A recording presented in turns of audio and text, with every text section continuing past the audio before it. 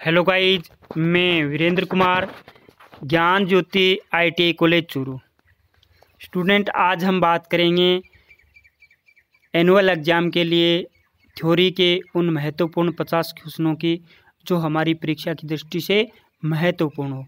इससे पहले गाइज मैं कहना चाहूँगा कि कोरोना महामारी से बचने के लिए जो लॉकडाउन का सिस्टम लागू है, तो लॉकडाउन का पालन करें, घर में रहें, सुरक्षित रहें और अपने सब्जेक्ट की तैयारी करते रहें। ओके गाइज, हमारा इस क्वेश्चन सीरीज़ का पहला क्वेश्चन होगा और ये कहना चाहूँगा गाइज कि ये हमारी एग्ज़ाम की दृष्टि से बहुत महत्वपूर्ण क्वेश्चन है, तो आप इनको एक बार ज़रूर देखें। ओके गाइज, तो हमारी इस क्वेश्चन सीरीज़ का पहला क्वेश्चन होगा, एक DC सर्किट में इंडक्टिव रिएक्टेंस क्या होगा। एक DC सर्किट में इंडक्टिव रिएक्टेंस से क्या होगा। तो गाइज इंडक्टिव रिएक्टेंस की अगर बात की जाए और वो भी DC सर्किट में, तो गाइज शून्य होगा। इंडक्टिव रिएक्टेंस क्या होगा? शून्य होगा। तो इस क्वेश्चन का आंसर है वो डी सही हो जाएगा। ओके गाइज, हमारा अगला क्वेश्चन नंबर 2, 660 जूल कार्य करने के लिए 110 वोल्ट के विभवांतर वाले बैटरी द्वारा कितना चार्ज किया जाना चाहिए। कितना चार्ज किया जाना चाहिए। तो गाइज आप 660 में 110 का भाग दीजिए, तो मेरे हिसाब से ऑप्शन नंबर बी 6 आ जाएगा, यानी 6C यानी 6 कूलाम। 6C बैटरी द्वारा कितना चार्ज किया जाएगा। तो guys option number B 6C आ जाएगा। ओके गाइज, हमारा अगला और next question number 3, step up और स्टेप डाउन ट्रांसफॉर्मर दोनों में प्राइमरी फ्लक्स हमेशा सेकेंडरी फ्लक्स। स्टेप अप और स्टेप डाउन ट्रांसफॉर्मर दोनों में प्राइमरी फ्लक्स हमेशा सेकेंडरी फ्लक्स से के बराबर होता है। ऑप्शन नंबर सी सही हो जाएगा। ओके गाइज, हमारा अगला और नेक्स्ट क्वेश्चन, अगर किसी ट्रांसफॉर्मर के प्राइमरी को DC सप्लाई के साथ जोड़ा जाता है तो क्या होगा। गाइज ट्रांसफॉर्मर से धुआं निकलने लगेगा और ट्रांसफॉर्मर है वो जलने लगेगा। इसीलिए ट्रांसफॉर्मर को कभी, या ट्रांसफॉर्मर की प्राइमरी वाइंडिंग हो चाहे सेकेंडरी, ट्रांसफॉर्मर को कभी DC से संयोजित नहीं किया जाता। तो इसका ऑप्शन नंबर डी सही हो जाएगा। ट्रांसफॉर्मर से धुआं निकलेगा, धुआं निकलने लगेगा और जलने लगेगा। ओके गाइज, हमारा अगला और नेक्स्ट क्वेश्चन, प्राइमरी और सेकेंडरी वाइंडिंग के संबंध में किसी ट्रांसफॉर्मर का EMF समीकरण होता है। तो गाइज E1 बराबर होता है 4.44 FN1 5M, ये भी सही है। और E2 बराबर क्या होगा 4.44 FN2 और 5M यहाँ पे गाइज है मैक्सिमम फ्लक्स है। और E1 4.44 FN1 BMA और E2 4.44 FN2 BMA। गाइज ये ऑप्शन मैंने चारों इसलिए बताए हैं क्योंकि ये चारों ऑप्शन सही हैं। तो गाइज हमारा ऑप्शन नंबर ई सही हो जाएगा। इन सब यानी ये सब होते हैं। ओके गाइज, हमारा अगला और नेक्स्ट क्वेश्चन, एक आइसोलेशन ट्रांसफॉर्मर में प्राइमरी से सेकेंडरी टर्न का अनुपात है। आइसोलेशन ट्रांसफॉर्मर में प्राइमरी से सेकेंडरी टर्न का अनुपात है वो 1:1 होता है। तो गाइज इस क्वेश्चन का आंसर है वो ऑप्शन नंबर सी सही हो जाएगा। ओके गाइज, हमारा अगला और next question, question number 7, 1500 volt 50 hertz supply में जोड़े गए 250 प्राइमरी टर्न्स और 50 सेकेंडरी टर्न वाले एक सिंगल फेज ट्रांसफॉर्मर के लिए फ्लक्स का अधिकतम मान क्या है। फ्लक्स का अधिकतम मान क्या है। तो गाइज इसका आंसर होगा 0.027 वेबर, यानी 0.027 वेबर। ऑप्शन नंबर बी सही हो जाएगा। ओके गाइज, हमारा अगला और नेक्स्ट क्वेश्चन, एक सीरीज सर्किट के लिए वेक्टर आरेख तैयार करते समय संदर्भ वेक्टर वोल्टेज होता है, करंट होता है, शक्ति का होता है, एक फेज एंगल का होता है, एक रेजिस्टेंस। तो करंट होता है, संदर्भ वेक्टर करंट का या करंट होता है, बी सही हो जाएगा। ओके गाइज, हमारा अगला और next question, question number 9, AC servo motor मूल रूप से एक 2 फेज इंडक्शन मोटर है। एसी सर्वो मोटर मूल रूप से एक 2 फेज इंडक्शन मोटर है। ओके गाइज, हमारा अगला और नेक्स्ट क्वेश्चन, अगर एक 100 वाट का बल्ब 10 घंटों से ऑन है तो बिजली की खपत की मात्रा क्या होगी। अगर एक 100 वाट का बल्ब 10 घंटों से ऑन है तो बिजली की खपत की मात्रा क्या होगी। तो गाइज 100 को 10 से गुणा कीजिए तो कितना हो जाएगा 1000। 1000 को क्या बोलते हैं 1K और WH वाट घंटे। तो गाइज हो जाएगा इसका 1 kWh, यानी kWh को यूनिट भी बोलते हैं, 1 kWh यानी 1 यूनिट। तो ऑप्शन नंबर सी सही हो जाएगा। ओके गाइज, हमारा अगला और नेक्स्ट क्वेश्चन, एक शॉर्ट पिच क्वेल के लिए पिच फैक्टर, एक शॉर्ट पिच की बात हो रही है तो क्या होगा 1 से कम। एक शॉर्ट पिच क्वेल के लिए पिच फैक्टर इकाई से कम होता है, तो ऑप्शन नंबर ए सही हो जाएगा। और एक शॉर्ट पिच के लिए पिच फैक्टर 1 से कम होता है। ओके गाइज, हमारा अगला और नेक्स्ट क्वेश्चन, बैटरियों को समांतर में क्यों जोड़ा जाता है। तो गाइज करंट कैपेसिटी बढ़ाने के लिए बैटरियों को समांतर क्रम में जोड़ा जाता है। गाइज आपको ध्यान में रखना है, ऐसे ही सिंपल और साधारण क्वेश्चन आपके एग्जाम में पूछे जाते हैं। तो ऑप्शन नंबर सी सही हो जाएगा। अच्छे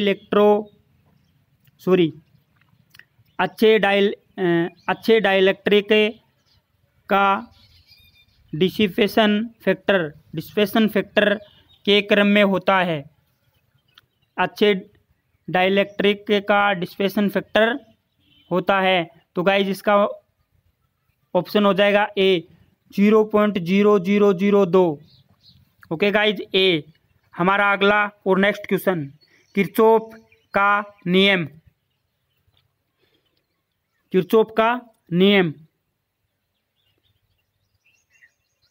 डिस्ट्रीब्यूटेड पैरामीटर वाले सर्किट पर लागू नहीं होता।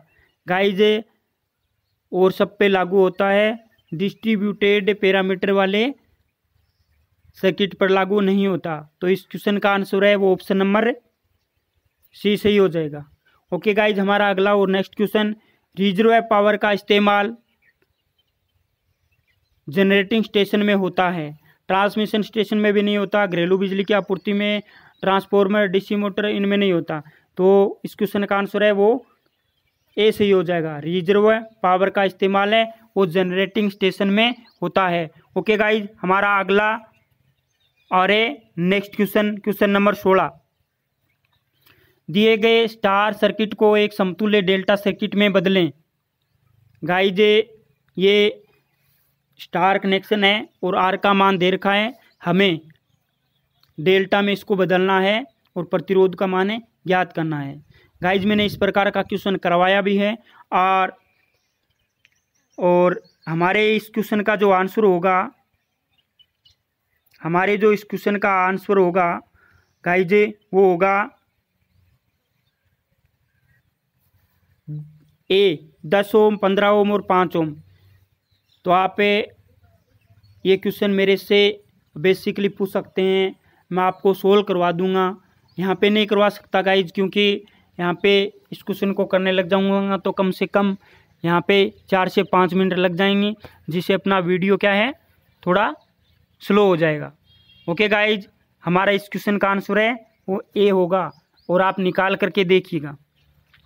ओके गाइज, हमारा अगला और नेक्स्ट क्वेश्चन, इनमें से क्या एक ट्रांसफार्मर का घटक है। अरे ट्रांसफॉर्मर का घटक बताना है। कोयल भी होती है ट्रांसफॉर्मर में, कोर भी होती है, कोर भी होता है, प्राइमरी वाइंडिंग भी होती है, सेकेंडरी भी होती है, तो ये सब हैं। तो हमारा क्या हो जाएगा, इस क्वेश्चन का आंसर है इन सब ए। ओके गाइज, हमारा अगला और नेक्स्ट क्वेश्चन, इलेक्ट्रिक ट्रांसमिशन और डिस्ट्रीब्यूशन सर्किट पर अचानक उत्पन्न होने वाले अत्यधिक वोल्टेज को क्या कहा जाता है? सर्ज कहा जाता है। अत्यधिक वोल्टेज को सर्ज कहा जाता है। तो गाइज हमारे इस क्वेश्चन का आंसर है वो ऑप्शन नंबर ए सही हो जाएगा। ओके गाइज, हमारा अगला और नेक्स्ट क्वेश्चन, इनमें से क्या कम वोल्टेज वाले सिस्टम में ज़्यादा करंट के लिए सबसे किफ़ायती सुरक्षा है? Rewirable fuse. Option number A सही हो जाएगा, रिवायरेबल फ्यूज। एक ट्रांजिस्टर में एमीटर करंट आई ए का मान निर्धारित करें जिसका कलेक्टर करंट आई सी 0.9 है मिली एम्पियर और base current I B 20 milliampere है। तो गाइस जिस क्वेश्चन का आंसर है वो हो जाएगा 0.9 यानी 1 और 20 मिली, यहाँ पे 21 मिली एम्पियर हो जाएगा गाइज। तो इस क्वेश्चन का आंसर है वो आप सूत्र से कीजिएगा 21 मिली एम्पियर ए। हमारा अगला और नेक्स्ट क्वेश्चन, निम्न में से किस परिपथ वियोजक की वोल्टेज रेंज सबसे कम है? एयर ब्रेक परिपथ वियोजक। एयर ब्रेक परिपथ वियोजक वियोजक की वोल्टेज रेंज है वो सबसे कम होती है। ऑप्शन नंबर ए सही होगा। ओके गाइज, हमारा अगला और नेक्स्ट क्वेश्चन, एचआरसी फ्यूज में कट ऑफ और अंतिम धारा शून्य के मध्य के समय को क्या कहा जाता है? एचआरसी फ्यूज में कट ऑफ और अंतिम धारा शून्य के मध्य के समय को क्या कहा जाता है? आर्किंग समय। ऑप्शन नंबर बी सही हो जाएगा, आर्किंग समय। ओके गाइज, हमारा अगला और नेक्स्ट क्वेश्चन, यदि लाइव तार की केसिंग के संपर्क में यदि लाइव तार धातु की केसिंग के संपर्क में आता है तो अतिरिक्त धारा कहाँ स्थानांतरित होगी? भूसंपर्क तार में, पावर हाउस में एक, भूसंपर्क तार में एक, डायनेमो में एक, ट्रांसफार्मर में एक, मोटर में, भूसंपर्क तार में। तो ऑप्शन नंबर बी सही हो जाएगा। ओके गाइज, हमारा अगला और नेक्स्ट क्वेश्चन, इनमें से विद्युत ऊर्जा का एक पारंपरिक स्रोत कौन सा नहीं है? हवा, कोयला, गैस है, डीजल है, पेट्रोल। हवा, पारंपरिक की बात हो रही है यहाँ पे तो हवा, ऑप्शन नंबर ए सही हो जाएगा। ओके गाइज, हमारा अगला और नेक्स्ट क्वेश्चन, शक्ति को उच्च वोल्टेज पर संचरण लाइन में संचारित किया जाता है क्योंकि संवाहक की लागत घट जाती है, यानी संवाहक यानी कंडक्टर की लागत घट जाती है, और सी क्षमता बढ़ जाती है। ए और सी दोनों होंगे गाइज। तो इस क्वेश्चन का आंसर है ऑप्शन नंबर ई सही हो जाएगा। हमारा अगला और नेक्स्ट क्वेश्चन, मुख्य क्षेत्र फ्लक्स में आर्मेचर फ्लक्स के प्रभाव को कहा जाता है? मुख्य क्षेत्र फ्लक्स में आर्मेचर फ्लक्स के प्रभाव को कहा जाता है आर्मेचर रिएक्शन। ओके गाइज, हमारे इस क्वेश्चन का आंसर है ऑप्शन नंबर बी सही हो जाएगा। हमारा अगला और नेक्स्ट क्वेश्चन, निम्न में से किस डीसी जनरेटर में वर्धित वोल्टेज अभिलक्षण होते हैं? सीरीज, शंट, कम्युलेटिव रूप से कंपाउंड, ओवर कंपाउंड। तो गाइज हमारे इस क्वेश्चन का आंसर है ए सही हो जाएगा, सीरीज। ओके गाइज, हमारा अगला और नेक्स्ट क्वेश्चन, डीसी श्रेणी मोटर में वी, ईबी और आईए के मध्य का संबंध क्या है? तो गाइज वी बराबर ईबी प्लस आईए गुणा आर ए प्लस आईए गुणा R S C. Okay guys, यानी ईबी क्या है? बैक ईएमएफ, और आईए आर्मेचर धारा, आर ए आर्मेचर करंट, और आर एस सी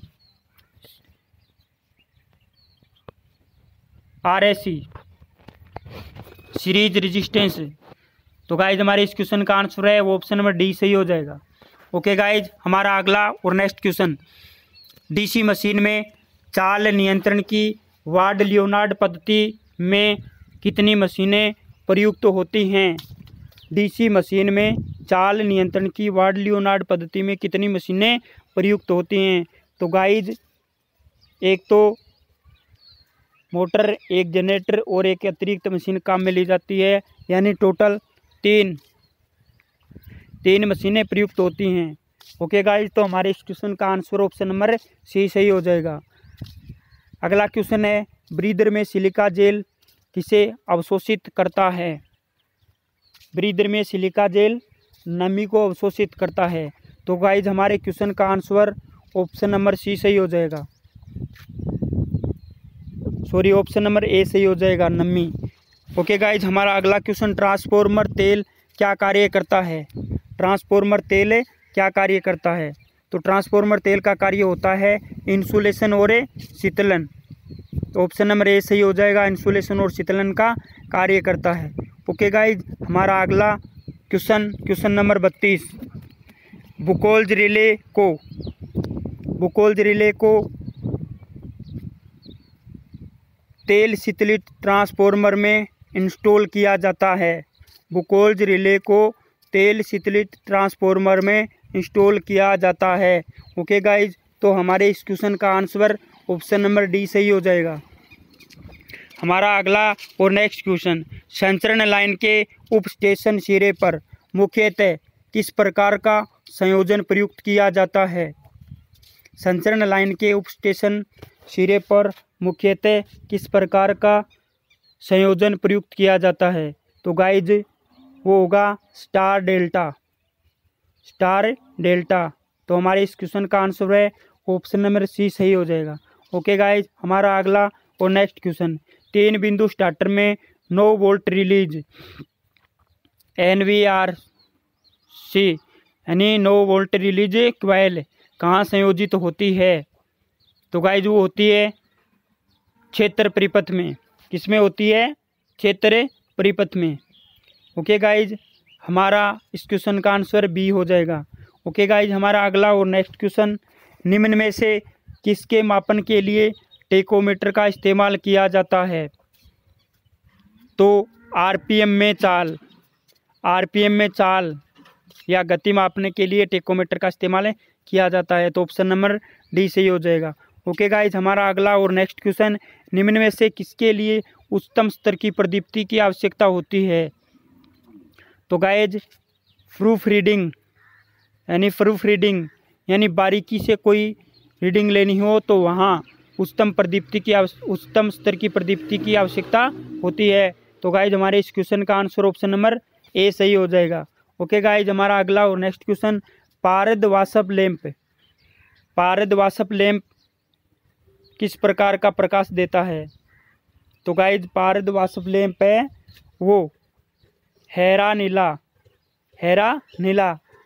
सी, ऑप्शन सही हो जाएगा, पारद वाष्प लैंप हैरा नीला प्रकाश से देता है।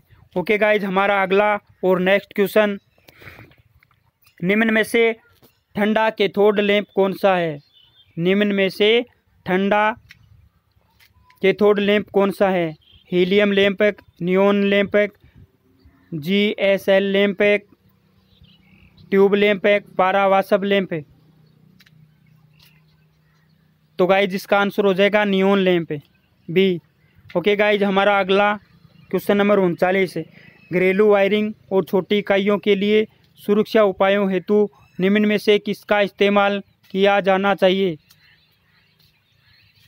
घरेलू वायरिंग और छोटी इकाइयों के लिए सुरक्षा उपायों हेतु निम्न में से किसका इस्तेमाल किया जाना चाहिए? तो गाइज इस क्वेश्चन का आंसर है वो ऑप्शन नंबर ए सही हो जाएगा, MCB miniature circuit breaker. Okay guys, हमारा अगला और नेक्स्ट क्वेश्चन, पोटेंशियोमीटर के संबंध में रियोस्टेट का विभेदित कैसे किया जाता है? नंबर ए, रियोस्टेट में घुमावों की संख्या अधिक होती है, रियोस्टेट में अधिक संख्या की टेपिंग होती है, रियोस्टेट की वाट क्षमता रेटिंग कम होती है, रियोस्टेट की वाट क्षमता रेटिंग ज़्यादा होती है, रियोस्टेट में घुमावों की संख्या कम होती है। पोटेंशियोमीटर के संबंध में रियोस्टेट का विभेदित कैसे किया जाता है? क्योंकि रियोस्टेट की वाट क्षमता रेटिंग ज़्यादा होती है ओके गाइज, तो हमारे इस क्वेश्चन का आंसर है वो ऑप्शन नंबर डी सही हो जाएगा। हमारा अगला और नेक्स्ट क्वेश्चन, निम्नलिखित कार्बन कोडेड प्रतिरोधकों में से किसका मान 20% सहायता के साथ 10 किलो ओम है। ओके गाइज, तो हमारे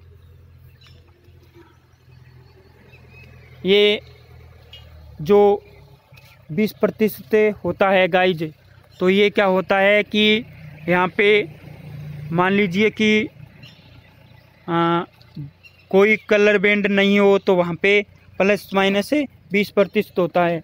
तो गाइज भूरी के लिए 1, काली के लिए 0, नारंगी के लिए 10⁻³ और कोई कलर नहीं हो तो प्लस माइनस 20% है। तो गाइज इस क्वेश्चन का आंसर है वो डी सही हो जाएगा। भूरी, काली, नारंगी और कोई सहायता बैंड नहीं है तो 20 है। तो ऊपर दे रखा है 10 किलो ओम और सहायता यानी सहायता नहीं है, सहायता हाँ प्लस 20 है, 20% दे रखा है। तो इसमें यही हो जाएगा गाइज डी नंबर। सामान्य कोई सहायता बैंड नहीं है तो 20 दिख रहा है आपको, तो इससे भी आपको आप ऑप्शन का पता कर सकते हो। ओके गाइज, हमारा अगला और नेक्स्ट क्वेश्चन, इसका आंसर है वो डी होगा, ऊपर वाले का क्वेश्चन नंबर 41 का आंसर डी। आगे देखते हैं हम क्वेश्चन नंबर 42, एक प्रकाश आश्रित प्रतिरोधक मूल रूप से क्या होता है। मूल रूप से क्या होता है, तो गाइज एक प्रकाश आश्रित प्रतिरोधक मूल रूप से वेरिएबल प्रतिरोधक होता है। क्या होता है, वेरिएबल प्रतिरोधक। तो ऑप्शन नंबर डी सही हो जाएगा। एक प्रकाश आश्रित प्रतिरोधक मूल रूप से क्या होता है, पावर प्रतिरोधक, नॉन मेटेलिक प्रतिरोधक, कार्बन प्रतिरोधक, वेरिएबल प्रतिरोधक। तो क्या होगा, वेरिएबल प्रतिरोधक, डी। ओके गाइज, हमारा अगला और next question, split phase motor में मुख्य winding current IM supply voltage का लगभग कितना विलंबन करता है। स्प्लिट फेज मोटर में मुख्य वाइंडिंग करंट सप्लाई वोल्टेज का लगभग कितना विलंबन करता है। तो गाइज ये करता है 90 डिग्री। तो ऑप्शन नंबर सी सही हो जाएगा। अगर स्प्लिट फेज मोटर है तो गाइज इसमें ये पूछा गया है, सीधी सी बात यही कि स्प्लिट फेज की मोटर है और इसमें ये स्प्लिट फेज मोटर कौन सी है, सिंगल फेज मोटर है। तो सिंगल फेज मोटर में वोल्टेज और करंट के बीच में कितने डिग्री का कालांतर होता है, यानी तो 90 डिग्री का होता है गाइज लगभग। तो इसमें क्या होगा, ऑप्शन नंबर सी सही हो जाएगा, 90 डिग्री। ओके गाइज, हमारा अगला और नेक्स्ट क्वेश्चन, खाद्य संसाधकों और मिश्रण यंत्रों में निम्नलिखित में से किस प्रकार का मोटर प्रयुक्त किया जाता है। गाइज बड़ा ही अच्छा, बड़ा ही इजी सा क्वेश्चन है कि खाद्य संसाधकों यानी खाद्य सामग्रियों को और मिश्रण यंत्रों में निम्नलिखित में किस प्रकार की मोटर का प्रयुक्त की जाती है। तो गाइज इसका आंसर होगा option number C, universal motor, यानी यूनिवर्सल मोटर। ये एक DC सीरीज मोटर की तरह होता है। इसकी गति है वो 3000 RPM से 14000 RPM तक होती है, revolution per minute. Okay guys, हमारा अगला और नेक्स्ट क्वेश्चन, एमीटर सर्किट से किस प्रकार जुड़ा होता है। तो गाइज आपको पता है कि एमीटर है वो हमेशा श्रेणी क्रम में यानी सीरीज में जुड़ा हुआ होता है। तो इस क्वेश्चन का आंसर है वो ऑप्शन नंबर बी सही हो जाएगा। ओके गाइज, इसमें ऑप्शन दे रखा है समांतर, सीरीज, रिवर्स, ओपन पथ, या तो ए या सी। तो गाइज क्या होगा, इसमें ऑप्शन नंबर बी सही होगा, यानी सीरीज में जुड़ा हुआ होता है। ओके गाइज, हमारा अगला क्वेश्चन, मीटर कॉइल से समांतर रूप से जुड़े एक कम प्रतिरोध के तार को कहा जाता है। मीटर कॉइल से समांतर रूप से जुड़े एक कम प्रतिरोध के तार को कहा जाता है। कम प्रतिरोध के तार को शंट कहा जाता है। ओके गाइज, यानी शंट का प्रतिरोध है वो हमेशा कम होता है। तो गाइज हमारे इस क्वेश्चन का आंसर है ऑप्शन नंबर सी सही हो जाएगा, शंट कहा जाता है। ओके गाइज, हमारा अगला और नेक्स्ट क्वेश्चन, व्हाइटस्टोन विधि निम्नलिखित में से किसके मापन के लिए प्रयुक्त की जाती है? वेस्टोन विधि से हम किसका मापन करते हैं? वोल्टेज का, करंट का, शक्ति का, प्रतिरोध का, धारिता का, किसका करते हैं? प्रतिरोध का। तो गाइज इस क्वेश्चन का आंसर ऑप्शन नंबर डी सही हो जाएगा, प्रतिरोध का मापन करते हैं। ओके गाइज, हमारा अगला और नेक्स्ट क्वेश्चन, ऊर्जा मीटर में प्रयुक्त इलेक्ट्रोमैग्नेट्स के कोर किससे बने होते हैं? ऊर्जा मीटर में प्रयुक्त इलेक्ट्रोमैग्नेट के कोर है वो किसके बने होते हैं? कार्बन के, रजत के, सिलिकॉन स्टील के, फॉस्फोर ब्रोंज के, तांबे के। तो गाइज सिलिकॉन स्टील के बने हुए होते हैं। तो ऑप्शन नंबर सी सही हो जाएगा। क्वेश्चन नंबर 48 का answer option number C, silicon steel के।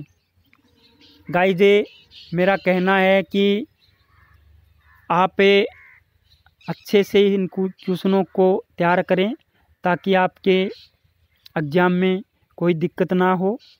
गाइज बड़ा सिंपल पेपर है, और अगर आप पहले थ्योरी को पढ़ के और अगर ऑब्जेक्टिव टाइप पेपर को सोल्व करते हो तो आपको बड़ी सहायता मिलती है, आपके लिए बहुत आसान होता है। गाइज आप पहले थ्योरी पढ़ें, उसके बाद में आप इन ऑब्जेक्टिव टाइप क्वेश्चनों को करें। तो मेरा मानना है कि आप 70% पेपर को सोल्व कर सकते हो, सही कर सकते हो क्वेश्चनों को। तो गाइज आगे हम बढ़ते हैं अगले क्वेश्चन पे, क्वेश्चन नंबर 39। और गाइज हमारी इस क्वेश्चन सीरीज़ में जो आधे घंटे की क्लास होती है उसमें गाइज मैं आपको आधे घंटे के अंदर 50 से 60 क्वेश्चनों को कवर करवाता हूँ गाइज। तो मैं प्रत्येक क्वेश्चन में और प्रत्येक ऑप्शन को बोल करके नहीं समझा सकता। गाइज आपको ऑप्शन मिल जाते हैं, लेकिन हमें क्या उसमें सेलेक्ट क्या करना है, हमें तो डायरेक्ट आंसर सेलेक्ट करना है कि इसका आंसर क्या होगा। तो गाइज हमारे इस क्वेश्चन सीरीज का अगला और नेक्स्ट 49 नंबर का क्वेश्चन है कि से उत्पादित बिजली को पाइजो या पीजो इलेक्ट्रिसिटी कहा जाता है। वेग सेक, ऊष्मा सेक, प्रकाश सेक, दबाव एक, आवाज़। तो गाइज दबाव से उत्पादित बिजली को पाइजो इलेक्ट्रिसिटी कहा जाता है। तो गाइज इस क्वेश्चन का आंसर है वो डी सही हो जाएगा, दबाव से उत्पादित बिजली को पाइजो इलेक्ट्रिसिटी कहा जाता है या पीजो इलेक्ट्रिसिटी कहा जाता है। ओके गाइज, हमारी इस क्वेश्चन सीरीज का नेक्स्ट और लास्ट क्वेश्चन है कि गैर परंपरागत ऊर्जा स्रोतों को ऊर्जा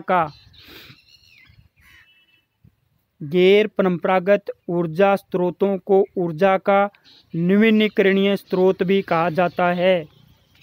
गैर परंपरागत ऊर्जा स्रोतों को ऊर्जा का नवीकरणीय स्रोत कहा जाता है, यानी इस क्वेश्चन का आंसर है ऑप्शन नंबर ए सही हो जाएगा। इसमें ऑप्शन और भी दे रखे हैं, गैर नवीकरणीय, उत्पादक, निर्माण करने वाली, इनमें से कोई नहीं, क्या कहा जाता है। यानी